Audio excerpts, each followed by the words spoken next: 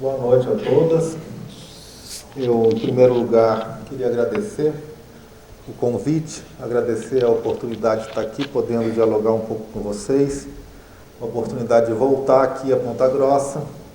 Eu estive aqui uma única vez no começo de 2018, e era depois do golpe que derrubou a presidente Dilma. A gente estava no governo Temer, e a gente achava ingenuamente que a gente tinha chegado no fundo do poço no Brasil naquele momento, né? Mas logo a gente perceberia que as coisas ainda iriam piorar muito. E piorar muito, muito rapidamente, e como a gente está vendo agora, uma enorme dificuldade para a gente recuperar o terreno que a gente perdeu, né? Eu acho que um pouco a minha reflexão vai nessa direção. Nós chegamos aos 60 anos do golpe de 1964, há quase 40 anos nós tivemos a transferência do poder dos militares para os civis no Brasil. Há mais de 35 anos nós convivemos com uma Constituição democrática. Então, isso é toda uma vida, mas, na verdade, tudo isso ainda está aí, certo? O golpe de 64 e a ditadura que foi instaurada no país a partir dele e que durou por mais de 20 anos, são, a meu ver, exemplos particularmente eloquentes da famosa observação do escritor estadunidense William Faulkner, que ele escreveu: o passado nunca está morto, nem sequer é passado. Então, tudo aquilo que o golpe representou, todo o horror da ditadura empresarial militar que a gente sofreu no Brasil, tudo isso continua vivo e continua atuante na realidade brasileira atual. E é por isso que a gente relembrar do que aconteceu há 60 anos não é de forma nenhuma remoer o passado. Relembrar o que aconteceu há 60 anos é um elemento importante da nossa ação para superar os desafios do presente, que não são poucos e, em grande medida, continuam os mesmos. O desafio, em primeiro lugar, de construir nesse país uma ordem democrática, inclusiva, que seja capaz de caminhar para a superação das nossas desigualdades, certo? Eu estou me referindo, obviamente, à fala extremamente infeliz do presidente Lula, quando ele, e é a isso que a carta, né, do Jamil Chad se refere, quando ele vetou os eventos que iriam relembrar o golpe, que iriam marcar esse aniversário de 60 anos. E, na verdade, o fato de que o presidente Lula, que é uma pessoa que tem uma trajetória política, que nós podemos divergir ou não, mas uma trajetória política marcada por um compromisso com a democracia, e que assume pela terceira vez a presidência da República, tendo como compromisso central a reconstrução da institucionalidade democrática no país. O fato de que ele tenha julgado necessário falar isso, tenha julgado necessário promover esse veto às atividades de rememoração do golpe de 64, é por si só a prova de que ele está errado, certo? Por que ele faz isso? Porque nós ainda estamos longe nesse país de garantir alguns elementos básicos de um ordenamento democrático, como a primazia do poder civil. Nós estamos ainda longe de ter a garantia de que o risco de uma intervenção de força dos militares na vida política está afastado.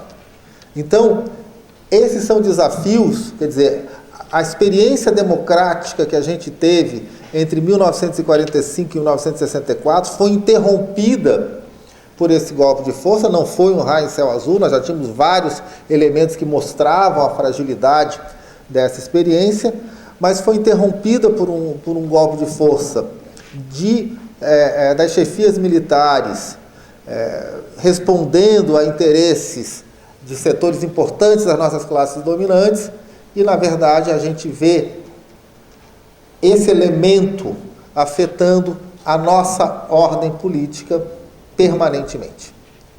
Então, é por isso que a gente não pode esquecer, porque esse desafio continua presente. Eu vou centrar a minha fala nas continuidades entre o golpe de 1º de abril de 64, eu ainda sou daqueles que reafirmam a data de 1º de abril, né?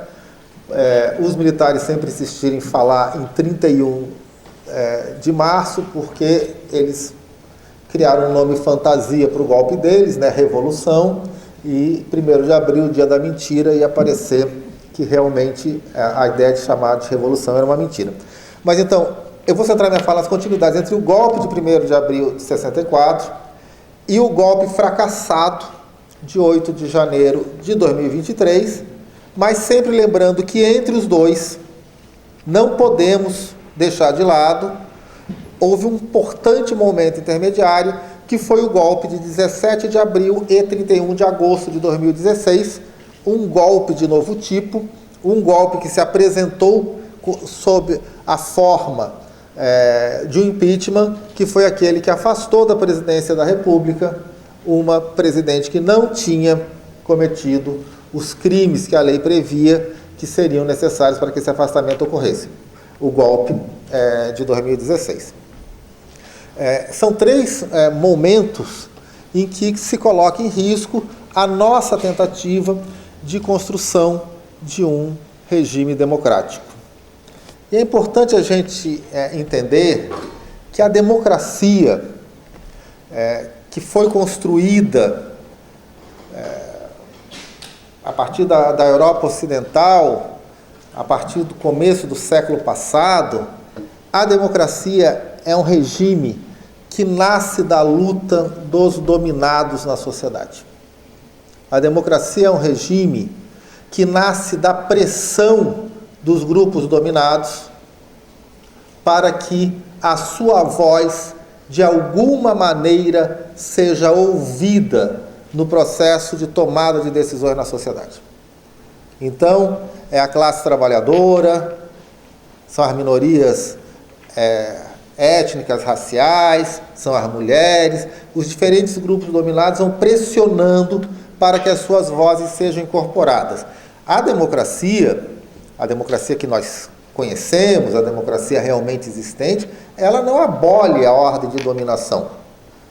Certo? Nós continuamos vivendo em países capitalistas, em países marcados pela desigualdade racial, em países marcados pela dominação masculina, mas os grupos dominados eles conseguem criar elementos de pressão e serem incorporados nesse processo de debate e de tomada de decisão. Se a gente for observar a construção da ordem democrática na Europa, nos países da Europa Ocidental, esse é o processo, ela vem dessas pressões, né? Então, a conquista do direito de voto, que vai sendo obtida paulatinamente por esses vários grupos, é o emblema dessa possível incorporação. Então, existe um equilíbrio. A democracia representativa, liberal, ela, de alguma maneira, é um equilíbrio entre a força dos grupos dominantes e a capacidade de pressão dos grupos dominados. Eu gosto de dizer que é um equilíbrio entre o poder do voto, que é das maiorias da população, e o poder de veto que alguns grupos mantêm sobre questões cruciais. Basicamente, existia um veto permanente sobre qualquer construção de uma sociedade pós-capitalista. Isso era, inclusive, excluído do elenco de possibilidades reais da disputa política. Mas o poder do voto garantiu, por exemplo, a construção de estados de bem-estar social, que garantiam um patamar mínimo de segurança para as pessoas, educação universal, saúde universal, seguro-desemprego, todas as medidas que vão minorar a insegurança existencial que é própria do trabalhador numa sociedade capitalista que nunca sabe como vai ser o dia de amanhã. Ocorre que na periferia do capitalismo, que é onde nós nos encontramos, essa história é diferente.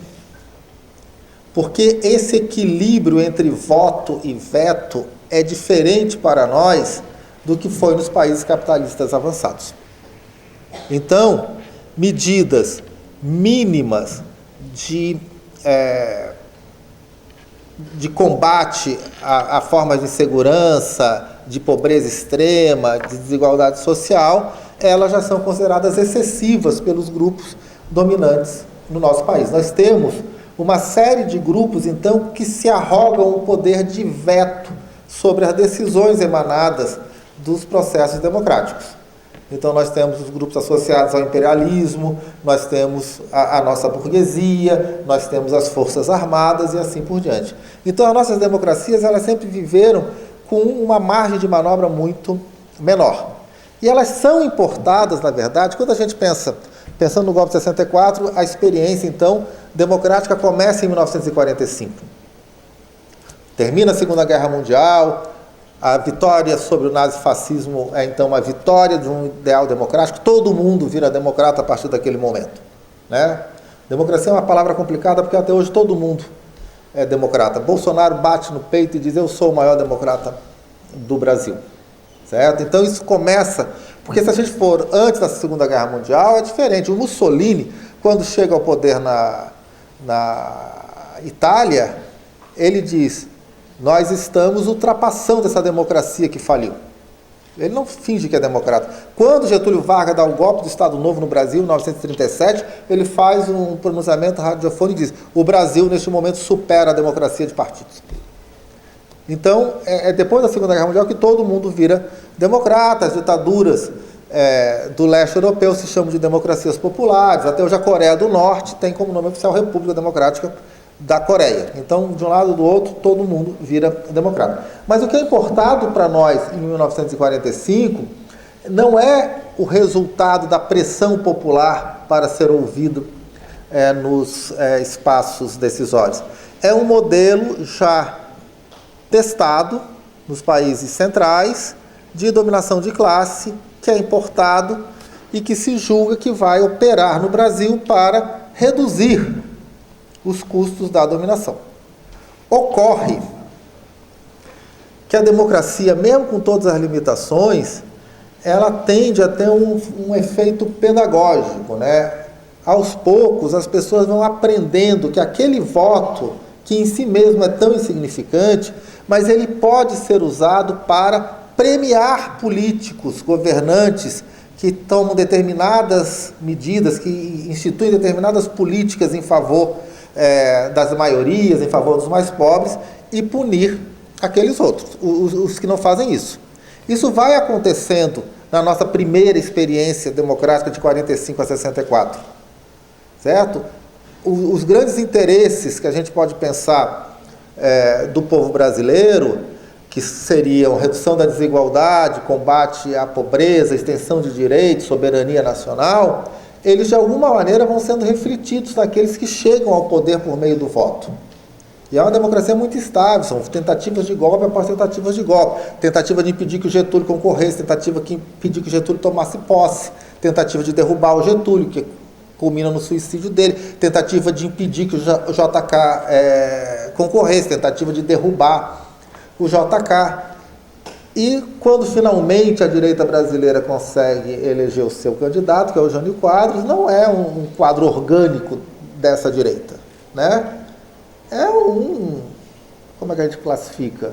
Não vou falar bêbado que fica feio, mas é um sujeito excêntrico, né? E errático.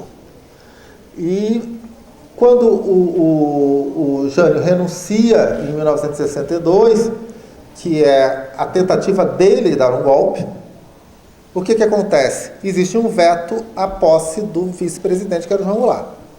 Então, o acordo de 1962, quer dizer, não conseguir impedir a posse do João Goulart, em grande medida por causa da resistência que o Leonel Brizola comandou, etc., mas se faz um acordo que ele assume, mas sem poder, que é o parlamentarismo.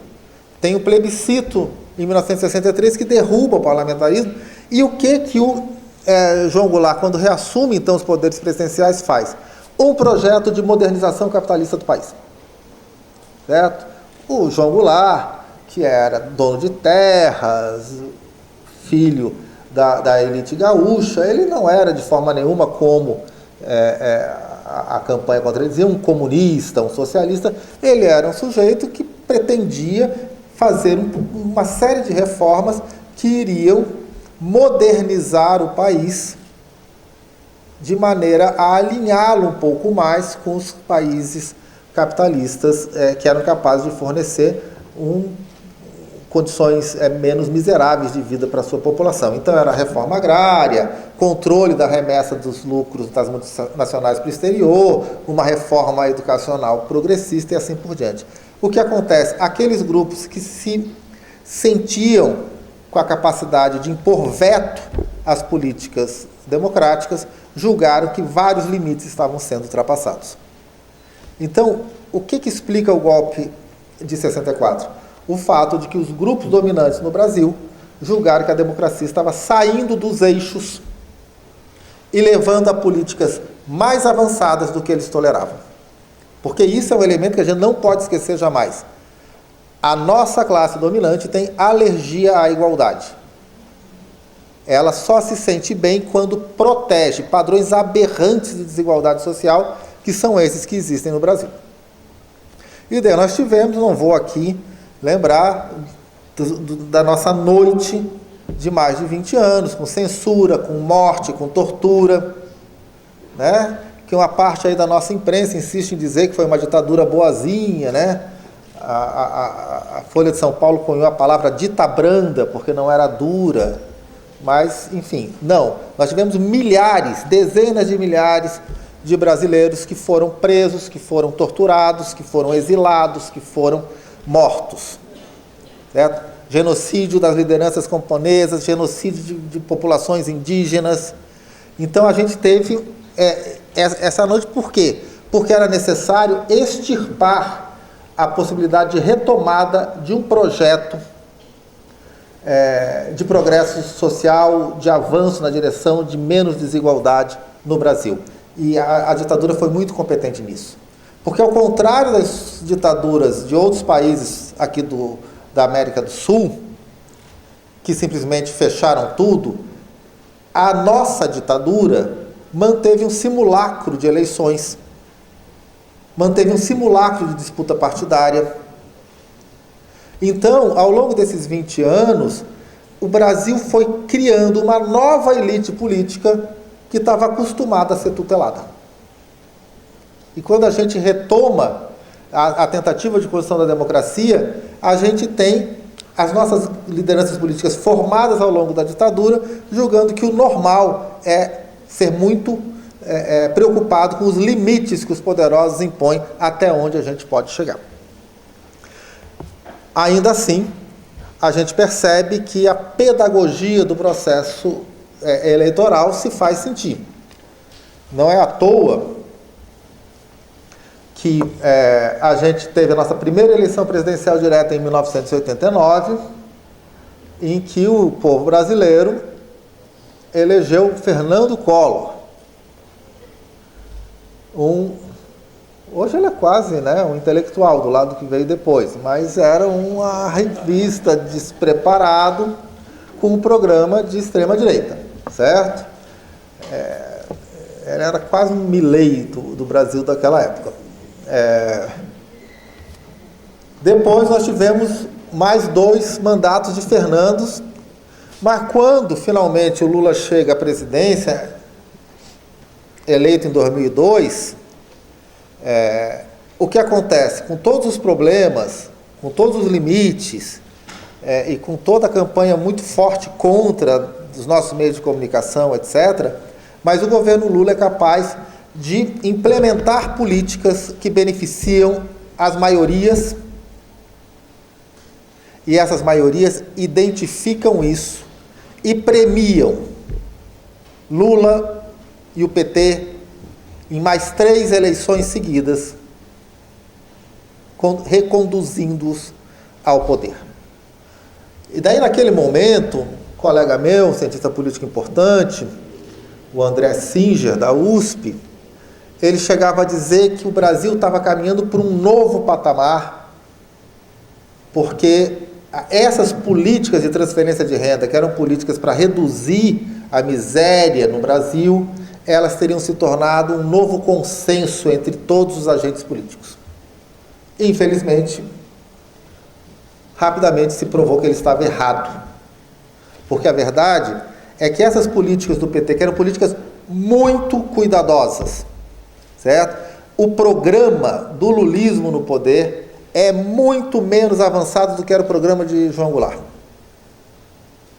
Não se priorizou reforma agrária, não se falou em reforma urbana, não se falou em controle de remessa de lucros. Aliás, o Fernando Henrique acabou com a cobrança de impostos sobre dividendos dos acionistas das grandes empresas, e 13 anos de governo do PT não reverteram essa aberração. O Brasil é um dos 2 únicos países do mundo onde isso acontece. Então era um programa muito cuidadoso. Por quê? Porque havia a convicção de que se avançasse um pouco mais, não ia ser sustentável, porque a classe dominante brasileira não ia permitir.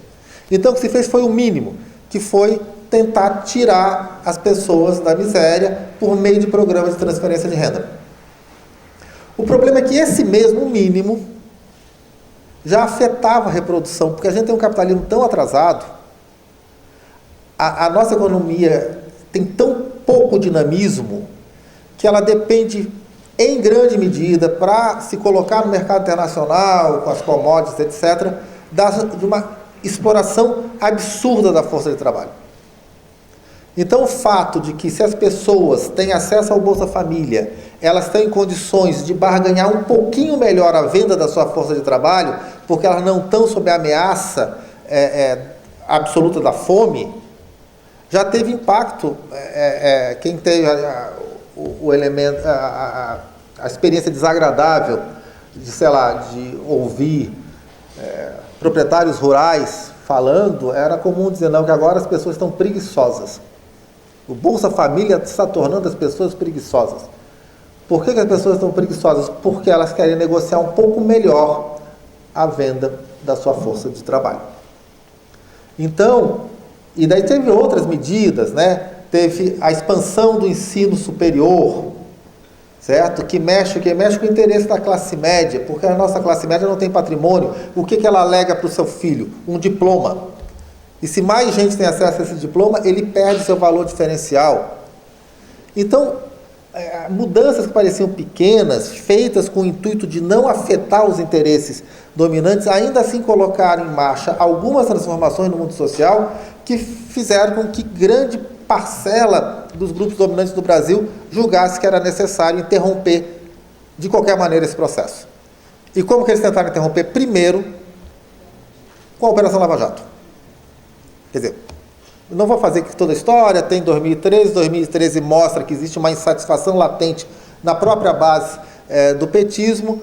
A direita julga que pode aproveitar isso e daí deflagra a Operação Lava Jato com o objetivo de queimar de vez a ficha da Dilma e do PT e eleger o nosso salvador, Aécio Neves, como presidente da República naquela eleição. Um homem impoluto, né?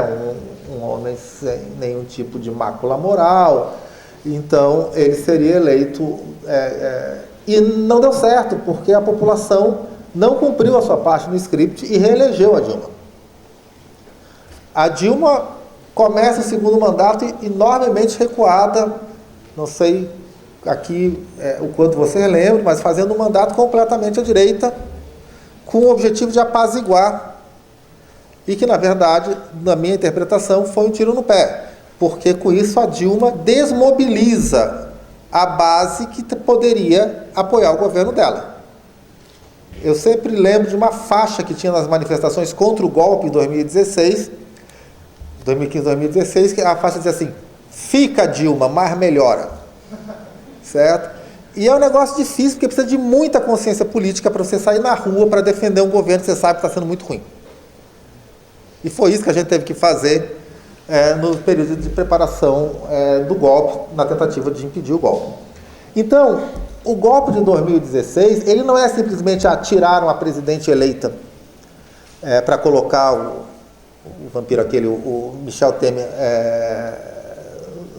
naquela cadeira. O golpe de 2016 foi feito para implementar uma agenda muito acelerada de retração de direitos e de desmonte de políticas públicas de corte igualitário. O que o Temer faz? Certo? O Temer abre a economia brasileira para o capital internacional loucamente. O Temer promove uma reforma trabalhista que destrói garantias para a classe trabalhadora nas relações laborais de uma forma gigantesca. Depois o Bolsonaro vai aprofundar isso. O Temer avança na bendita reforma do ensino médio com o objetivo expresso de segregar a educação para que uma parte dela sirva só para criar mão de obra, sem nenhum tipo de construção da capacidade de pensamento crítico. O Temer destrói o pouco que havia se avançado em termos de comunicação pública, né? E assim por diante. Políticas punitivistas, um retrocesso atrás do outro, ao mesmo tempo que se organiza uma grande massa na sociedade civil para se alinhar por meio, então, das campanhas de desinformação, da produção do pânico moral, para se alinhar com esse projeto e promover no Brasil uma espécie de macartismo. Né? Quer dizer, não é que os nossos direitos tenham sido revogados na letra da lei. Alguns sim, mas a maioria não. Mas é que você criava um clima social em que, embora, por exemplo, a liberdade de cátedra não tenha sido revogada, um professor podia ser assediado por grupos de pais extremistas, com o poder público sendo conivente com esse assédio. Era isso o que acontecia. E o bolsonarismo é uma consequência disso. A gente não pode, certamente, o golpe de 2016 não foi deflagrado para que o Jair Bolsonaro chegasse à presidência.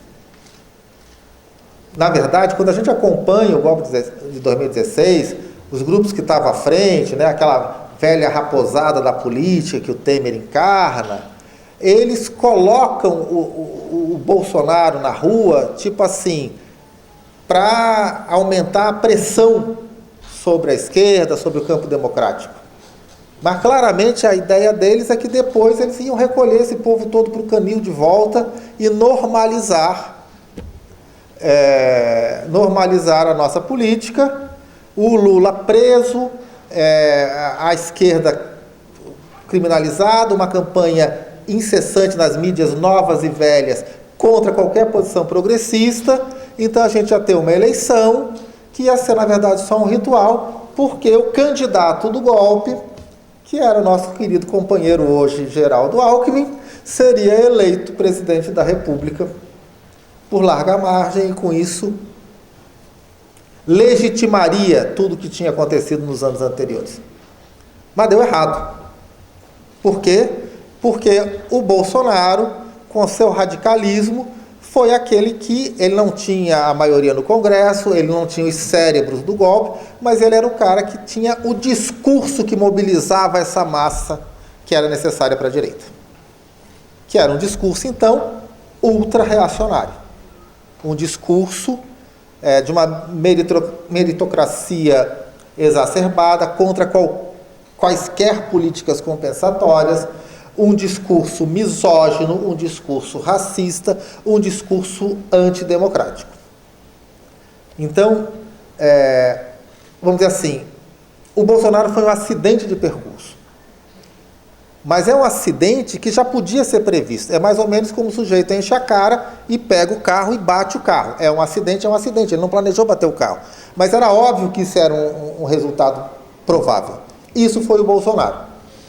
Tá? O Bolsonaro foi o Temer bêbado batendo o carro da sua sucessão. Tá?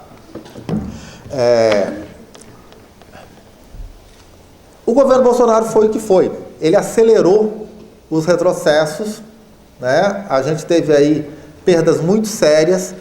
houve uma piora da reforma trabalhista, houve a reforma da Previdência, né? E houve um desmonte de todos os setores do Estado brasileiro que tinham algum tipo de função de combate às desigualdades. É algo que, inclusive, Trump fez o mesmo nos Estados Unidos, era subverter o funcionamento da máquina do Estado. Então você tinha um órgão como o IBAMA, que é um órgão voltado à preservação ambiental, que o que fazia?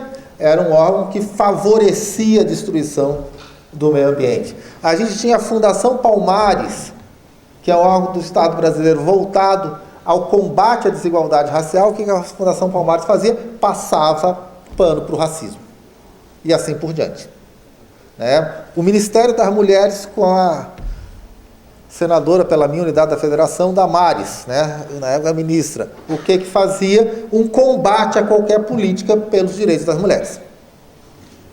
Então, foi um desastre completo, mas ainda assim, uma parcela importante da nossa classe dominante julgou que valia a pena pagar esse preço.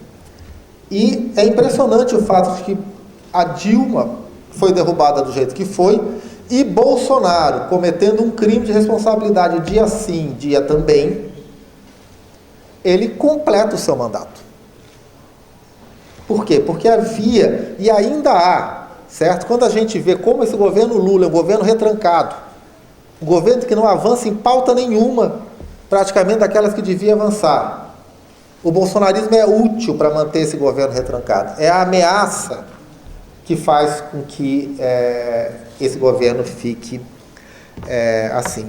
Então, o 8 de janeiro é, na verdade, uma demonstração do desespero da claque do Bolsonaro. Não é o conjunto de forças que o apoiaram, mas a claque do Bolsonaro, ele, a família e os mais próximos, inclusive vários dos nossos generais, com a perda do poder, com a perda da possibilidade de usufruir das benesses que o poder concede.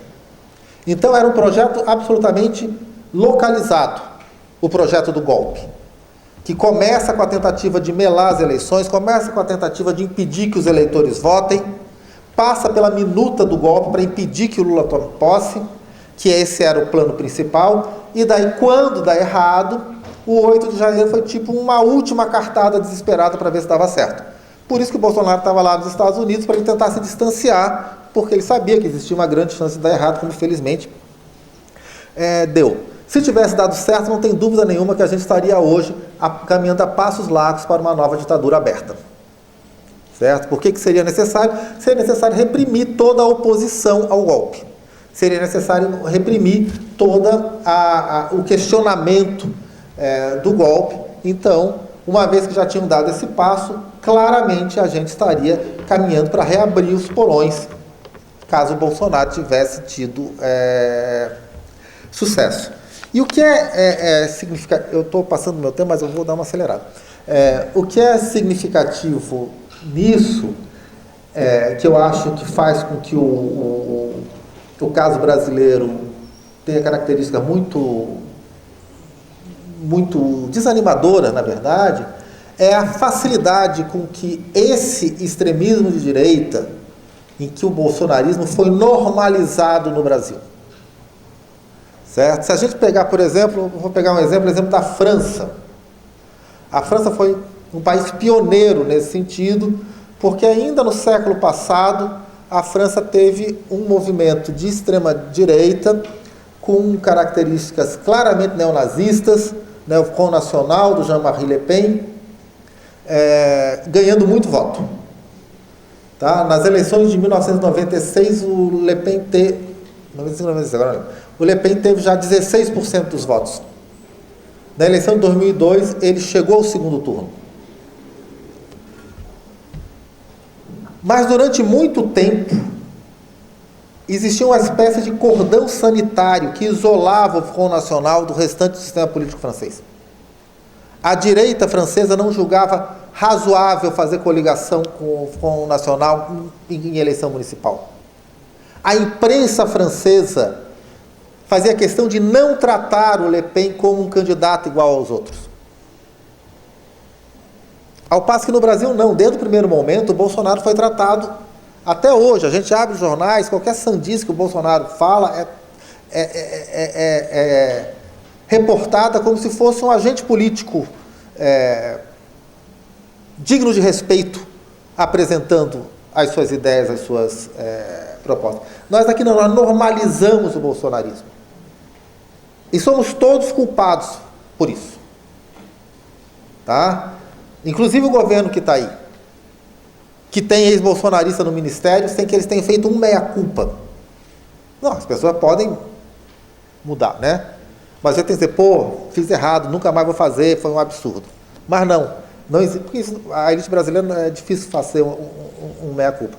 Então, você vê que existem, assim, na cidade de São Paulo, a maior cidade do Brasil, o MDB, que está no ministério, com a ministra do Planejamento e outros ministros, se coligando com o candidato do Bolsonaro, que é o prefeito de São Paulo, candidato à reeleição, e isso não parece estranho você colocar então a Simone Tebet e o Bolsonaro no mesmo palanque. Então a gente normaliza o que não podia ser normalizado, porque a ciência política convencional, a ciência política mais conservadora, ela diz uma coisa, que é para a democracia funcionar, ela tem que ser aceita como o único jogo possível naquela sociedade para chegar ao poder. Ou seja, se eu quero chegar ao poder, eu tenho que passar pelo método eleitoral. E o que o bolsonarismo mostrou é que não é isso. Eles estão dispostos a chegar ao poder pelo jeito que for. Certo? Porque já o golpe de 2016 foi isso, quer dizer, quando os generais proíbem que o Lula seja candidato, eles já estão tingindo de ilegitimidade a eleição. E o Bolsonaro claramente querendo dar um golpe, e parece que isso não é um problema para nós. Então, qual é o nosso desafio e por que a gente tem que lembrar da nossa história, para ver como esse desafio é constante, como a gente tem que evitar as armadilhas que nos fizeram não ser capaz de vencer esse desafio ao longo da nossa história. O nosso desafio é construir uma ordem democrática capaz realmente de garantir que as vozes dos dominados sejam ouvidas. É isso que é o grande desafio. E o mais importante para lembrar diante da experiência da ditadura é lembrar de uma maneira que torne claro para todos nós que não é possível que isso se repita. E eu vou terminar aqui com algo que, infelizmente, talvez seja um pouco melancólico, porque é a ideia de que não basta lembrar. Lembrar é preciso, mas não basta lembrar. Tá? E essa reflexão me veio pensando nos nossos vizinhos aqui da Argentina. Que durante muito tempo a gente invejou os argentinos, porque na Argentina a memória da ditadura militar sempre esteve presente. Certo? Na Argentina, em que os militares saíram do poder com o rabo entre as pernas, desmoralizados pela derrota nas Malvinas, sem condições de impor grandes exigências aos novos governantes civis, a Argentina que colocou os generais no banco dos réus, a Argentina que colocou ditadores na cadeia, a Argentina em que o drama, por exemplo, dos filhos dos mortos pela ditadura sempre esteve presente no cinema, na literatura, na televisão, nos jornais. No entanto, agora a Argentina elegeu como seu presidente um farsante extremista que tem como vice uma fulana cujo principal ponto da agenda é o revisionismo histórico e o perdão aos responsáveis pelos crimes da ditadura. Então parece que não basta falar, a gente tem que falar, mas falando permanentemente, disputar os valores na sociedade. E o que eu acho que o nosso grande drama é que conforme a extrema-direita foi avançando, a extrema-direita nas suas diferentes vertentes, né, o discurso ultraliberal da meritocracia extremada, que veda a solidariedade com os pobres, né? O olavismo, o fundamentalismo religioso. Então, conforme a direita foi avançando, boa parte da esquerda, presa a um eleitoralismo míope, certo? Julgava que o negócio era conciliar e não disputar os valores na sociedade. Outro dia eu vi uma entrevista da presidente do PT, conterrânea de vocês aqui, a deputada Gleice Hoffmann, dizendo que os evangélicos não precisam se preocupar porque este governo não disputa valores. Não. Se o governo não disputa valores, ele está fazendo tudo errado. Porque a gente está num país dominado pelo negacionismo, dominado pelo fundamentalismo, homofobia, racismo, misoginia, tudo no crescendo, e nós não vamos disputar valores? Ela podia dizer que os valores que vão ser disputados não ofendem a religião de ninguém, que eles podem ressignificar a sua crença religiosa de uma maneira que seja compatível com valores humanistas mais alargados. Agora, não dá para dizer que não se disputa valores. Então, nós temos que lembrar, mas lembrar para mostrar que não se pode repetir isso. Essa disputa é fundamental. O espaço que nós temos na universidade é um espaço importante nisso, que é fazer essa disputa de valores permanentemente. A gente faz em condições adversas? Faz. A gente não tem o dinheiro, a gente não tem a mídia, a gente não tem as big techs, certo? Mas, gente, a esquerda sempre luta em condições desfavoráveis. Se fosse para lutar em condições favoráveis, estaria na condição dominante na sociedade. Então, não é porque é em condições desfavoráveis que a gente tem que parar de lutar. É fundamental, e é com isso que eu encerro. A gente tem que lembrar, mas lembrando disso, o mais importante da ditadura é que ela não se repita. A gente tem que lembrar unindo a nossa memória histórica com a defesa, né, dos valores do respeito à dignidade humana, da igualdade social e da democracia. É isso. Obrigado.